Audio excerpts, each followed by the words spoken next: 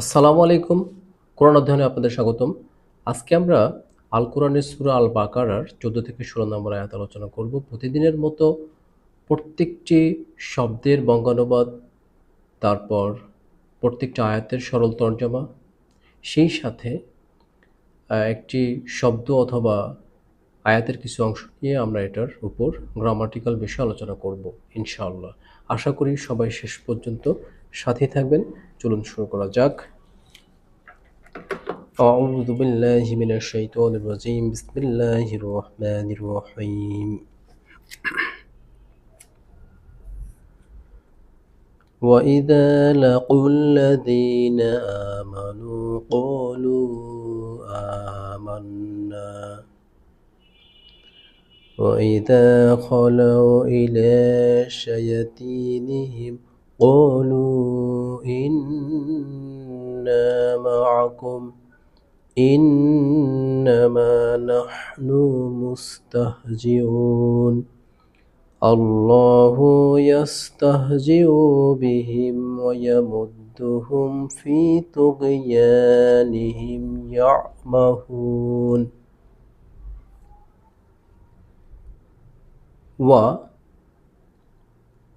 এবং এটা হরফে আতফ, অর্থ এবং, ইজা যখন, এটা হরফে শর্ত। লাকু তারা মিলিত হয়, আল্লাযীনা তাদের সাথে যারা, আমানু ঈমান আনয়ন করেছে, ক্বালু তারা বলে, আমান্না আমরা ঈমান আনয়ন করেছি। অর্থাৎ যখন তারা ঈমানদারদের সাথে সাক্ষাৎ করে তখন তারা বলে আমরা ঈমান আনয়ন করেছি। ওয়া ইজা যখন, খলাও তারা গোপনে একান্তে মিলিত হয়, ইলা সাথে, এটা হরফে জার, শায়াতিনহিম তাদের শয়তানদের সাঙ্গপাঙ্গদের সাথে, তখন তারা কি বলে জানেন? ক্বালু তারা বলে, ইন্না নিশ্চয়ই আমরা, মাআকুম তোমাদের সাথেই আছি। ইন্নামা নাহনু ইন্নামা আমরা তো শুধুমাত্র, নাহনু আমরা, মুস্তাহজিউন তাদের সাথে উপহাসকারী। মানে এই লোকগুলো যখন শয়তানদের সাথে মিলিত হয় তখন তারা বলে না আমরা তোমাদের সাথেই আছি, আমরা তো শুধু মুসলমানদের সাথে, ইমানদারদের সাথে একটু ঠাট্টা করি, বিদ্রূপ করি, উপহাস করি।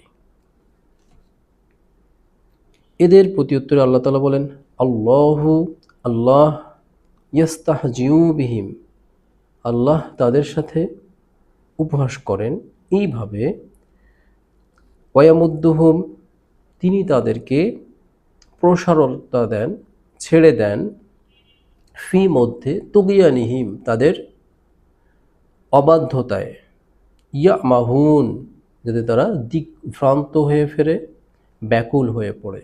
অর্থাৎ আল্লাহ তাআলাও এই মুনাফিক কাফেরদেরকে কিছু কালের জন্য ছেড়ে দেন তাদের সীমা লঙ্ঘনে, যাতে তারা কি করে, ব্যাকুল হয়ে পড়ে, পুরোপুরি দোষী সাব্যস্ত হয়। উলাইকা আল্লাযীনা উলাইকা এই সমস্ত লোক, আল্লাযীনা তারা যারা, ইশতারাউ খরিদ করে, কিনে নেয়, গ্রহণ করে, আদ-দলালাতা পথভ্রষ্টতাকে, বিল হুদা হিদায়াতের বিনিময়ে, হিদায়াতের পরিবর্তে, সুপথের সঠিক পথের পরিবর্তে, ফামা রবিহাত সুতরাং রবিহাত লাভজনক হলো না, তিজারাতুহুম তাদের বিজনেস, তাদের ব্যবসা, বেচা কেনা, তারা যে হেদায়েতের বিনিময়ে, হেদায়েতকে বিক্রি করে দিয়ে হেদায়েতের বিনিময়ে পথভ্রষ্টকে ক্রয় করলো, গ্রহণ করলো, এই যে বিজনেস, এই যে ব্যবসা, এটাতে তারা লাভজনক অবস্থা তৈরি করতে পারলো না, তারা লাভজনক হলো না। শুধু তাই না, ওয়ামা আর না কানু হতে পারলো না, মুহতাদিন হেদায়েতপ্রাপ্ত, এবং তারা হেদায়েতপ্রাপ্ত হতে পারল না। অর্থাৎ এই আয়াতের অর্থ দাঁড়ালো যে এই সমস্ত লোক এমন যে তারা ভ্রষ্টতাকে হিদায়াতের বিনিময়ে ভ্রষ্টতাকে গ্রহণ করে কিনে নেয়। সুতরাং তারা তাদের ব্যবসায়ে লাভজনক অবস্থা তৈরি করতে পারল না, ব্যবসায়ে তারা উন্নতি করতে পারল না, তাদের ব্যবসা লাভজনক হলো না এবং তারা হেদায়েতপ্রাপ্ত হলো না। সাদাকাল্লাহু আল-আযীম। এখন আমরা এখান থেকে কিছু গ্রামাটিক্যাল বিষয় আলোচনা করব। আমরা আজকে এই আয়াতটুকু নেব ইনশাআল্লাহ। ওয়াইজা লাকুল্লাযীনা আমানু ক্বালু আমান্না। আমরা এটার উপর এখন একটু গ্রামাটিক্যাল বিষয় আলোচনা করব। আশা করি সবাই শেষ পর্যন্ত সাথে থাকবেন। চলুন তাহলে আলোচনা করা যাক।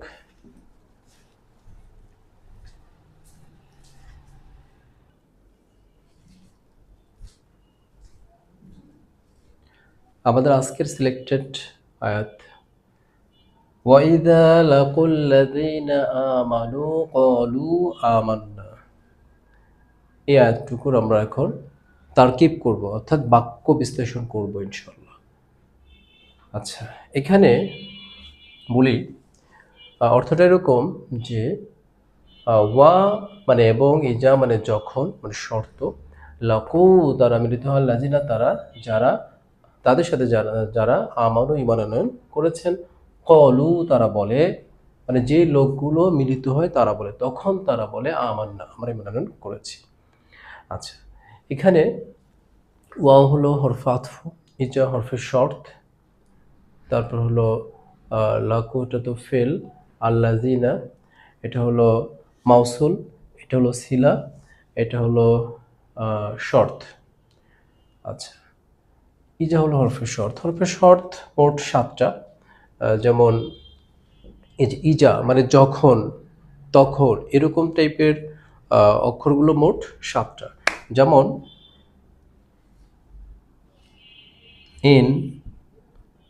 ইন, লাও,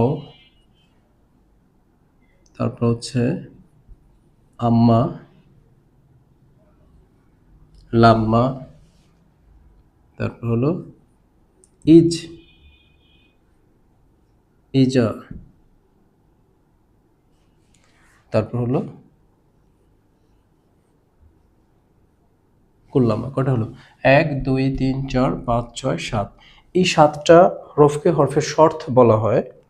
এগুলোর আবার বৈশিষ্ট্য আছে, ব্যবহার বিধি আছে, তো আমরা ওগুলোতে যাচ্ছি না, শুধু এটার একটু ব্যাখ্যা করব। ইন, লাও, আম্মা, লাম্মা, ইজা, কুল্লামা, এই 7টা হরফে শর্ত। আচ্ছা, তো প্রথমে আমরা আসি শেষের দিক থেকে। ক্বালু আমান্না, এই অংশটুক কি হবে এখানে? এই অংশটুক হবে জবাবে শর্ত।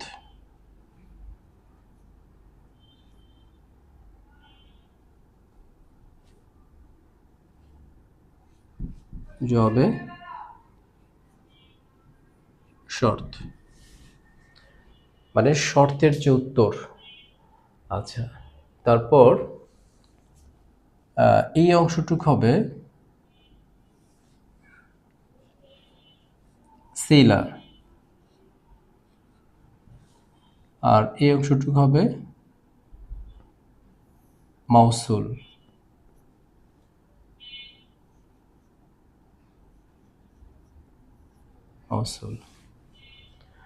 আচ্ছা,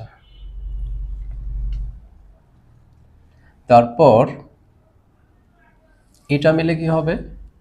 মাউসুল সিলা মিলে, এই যে আল্লাযিনা, এটা হচ্ছে মাউসুল, এরা আবার বেশ কয়েকটা রয়েছে, যেমন আল্লাজি এক বছর, আল্লাজি আল্লাহ জানে দ্বিবচন, আল্লাজিনা বহু বচন, এরকম আল্লাতি, আল্লাতেন, আল্লাওয়াতি, এটা হলো মুজাক্কার পুরুষবাচক। মাউসুল ছিলা, এটা মিলে কি হবে? মাফুল,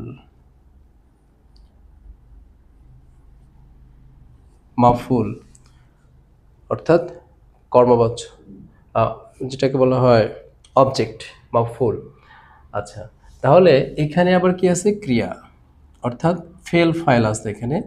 এটা হলো ফেল মানে হচ্ছে ক্রিয়া, তারপর এখানে একটা কি আছে? ফাইল। ফাইল কি? হুম, হুম জমির ফাইল। অর্থাৎ আরবিতে নিয়ম হচ্ছে প্রথমে ফেল মানে হলো ক্রিয়া, তারপর হলো কর্তা, তারপর হচ্ছে কর্ম। তো এখানে ফেল, ফাইল, মাফুল। যেমন ইংলিশে কি সাবজেক্ট, ভার্ব, অবজেক্ট এরকম টাইপের আর কি। আচ্ছা, তাহলে এখন কি হলো, ফেল, ফাইল, মাফুল। ঠিক আছে, এই মাফুল এটা মিলে কি হলো, শর্ত। পুরোটা হলো একটা শর্ত, শর্ত।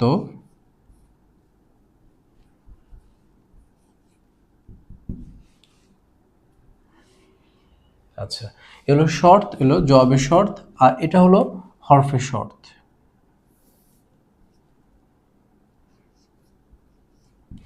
হরফে, হরফের শর্ত। তাহলে হরফের শর্ত, শর্তন, আর হলো জবাবের শর্ত, এই যে এটা জবাবে শর্ত। তাহলে এখানে কি দাঁড়ালো, হরফের শর্ত, শর্ত, জবাবের শর্ত। এটা মিলে কি হবে, এটা হবে মিলে হরফে, সরি, জুমলায় শর্তিয়া। জুমলা মানে কি, বাক্য, বাক্য, জুমলায় শর্তিয়া, জুমলায় শর্তিয়া, অর্থাৎ শর্তযুক্ত, শর্তযুক্ত বাক্য। আচ্ছা, এরপর কার সাথে শর্ত হলো এটা, এখানে একটা কি আছে, হরফ আছে। এই হরফটার নাম কি, হরফটার নাম হচ্ছে হরফে আতফ। এটা হলো হরফে আতফ,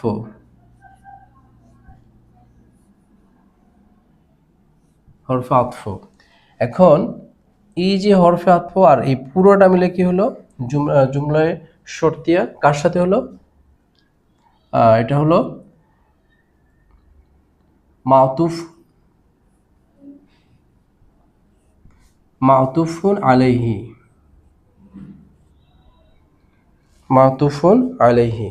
মানে সর্বশেষ, যেহেতু আমাদের এখানে আছে ওয়াও হরফে আতফ, এই হরফে আতফ মানে কি, এটা হচ্ছে পূর্ববর্তী আয়াতের সাথে, পূর্ববর্তী বাক্যের সাথে লিঙ্ক আপ করার জন্য, যুক্ত করার জন্য। এটা হলো কনজাংশন, ইংলিশে কনজাংশন, আর আরবিতে হরফে আতফ। তো এই পুরোটা কি হলো মাউতুফ আলাইহি। তো এটা পূর্ববর্তী বাক্যের সাথে যুক্ত আছে। তো আমরা এখানে কি পেলাম, যে শেষ দিক থেকে জবাবের শর্ত, তারপর মাউসুল সিলা মিলে মাফুল, ফেল, ফাইল, মাফুল মিলে কি হয়েছে, শর্তন, জবাবের শর্তন, তারপর হরফের শর্ত আছে, শর্ত, হরফের শর্ত, শর্ত, জবাবের শর্ত, সব কিছু মিলে কি হলো জুমলায় শর্তিয়া, মানে শর্তযুক্ত বাক্য। তারপর এটা কার সাথে মাউতুফিলাই হয়, যে হরফে আতফ আছে পরবর্তী আয়াতের সাথে। তো আজকে এই পর্যন্ত থাকবে, সবাই ভালো থাকবেন। আসসালামু আলাইকুম আ রহমতুল্লাহ।